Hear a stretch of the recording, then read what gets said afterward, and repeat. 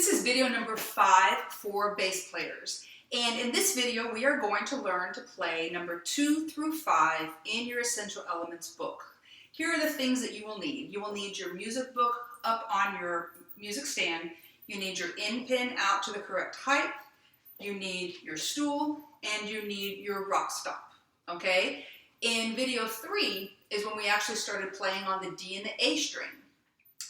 So I want to do a little bit of echoing first, okay? We're going to do echoing, and a lot of the videos is to build your muscle memory, is to build your strength and endurance and accuracy and all sorts of things like that, okay?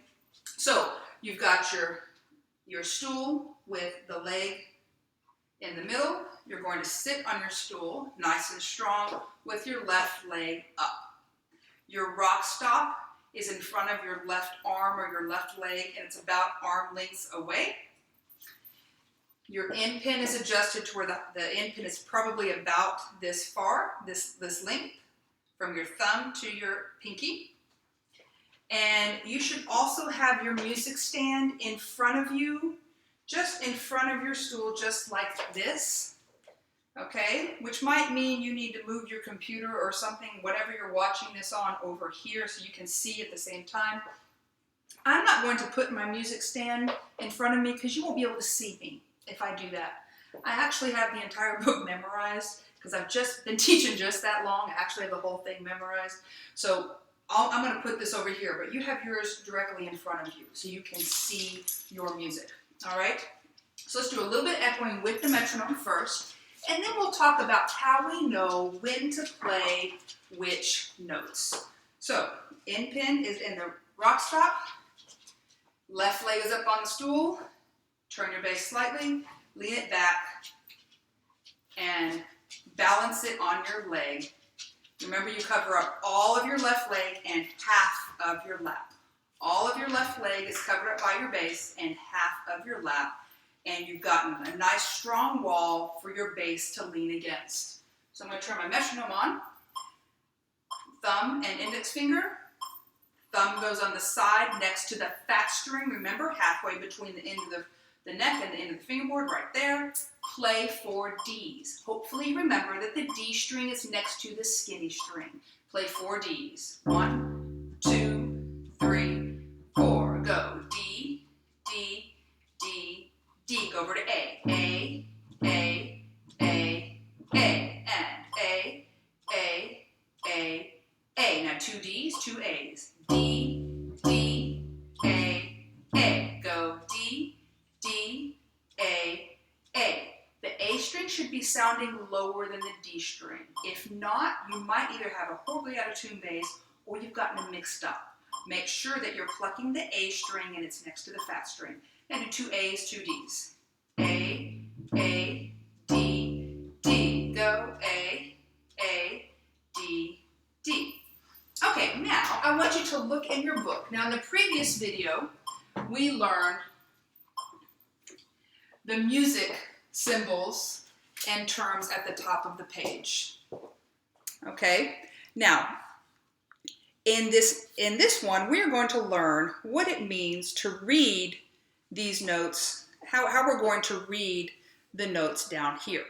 All right, so remember for the previous video that we have the music staff, those are the 5 lines, and the notes live in a space or on a line in the staff, and sometimes above the staff and sometimes below the staff. So when we see, and the music staff is divided up into measures. So if we see, look at number 2 in your book. Look at how many measures you have. You have 1, 2, 3, 4 measures. The bar lines divide up the music staff. 1, 2, 3, 4 measures.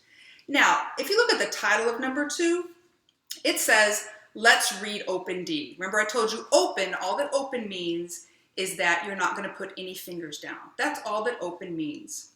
So, open D, I want you to look. We have a quarter note, 3 quarter notes, and a quarter rest.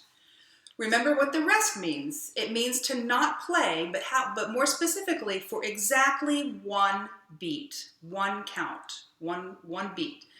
So in this one, we're gonna play D 3 times and then rest. Now, how do I know it's a D? Well, first of all, it says let's read open D, right? But let's not rely on that. The other thing, look inside the note head, the black part of the quarter note, and see the little D in there? That tells me also, but I don't want you to rely on that, because guess what? That's gonna go away really soon. And so if you start relying on that little D, you're not gonna be able to read your notes very well. So here's how I want you to know it's open D. It's on the middle line. Check that out. The D is on the middle line. Another way you can say it's on the third line. We number from the bottom up. 1, 2, 3. Open D lives on the third line. So when we play number 2, we're going to pluck D, D, D. Those are 3 quarter notes. D, D, D, rest. Measure 2. D, D, D, rest. D, D, D, D, D, D, D, rest. Okay? Then when we get to this one down here, other than the fact that it says, let's play open A, so we know we're playing on our open A string, and it has the A inside the note head, right? Let's not rely on either one of those things. Let's start relying on the fact that open A lives on the first space. Remember, we number from the bottom up. 1, 2, 3, 4 spaces. It lives in the first space. So if you see a note on that space, you play your open A. You see a note on the third line, you play your open D. So it's going to be the same thing. A, rest. A, rest. A. Okay, we're going to play this with the metronome. Now we're going to number 4, and you might notice sometimes it's D, sometimes it's A. So in number 4, we're going to play D, D, D, rest, switch to the A string and pluck the A, rest. Measure 3, D, D, then go down to A.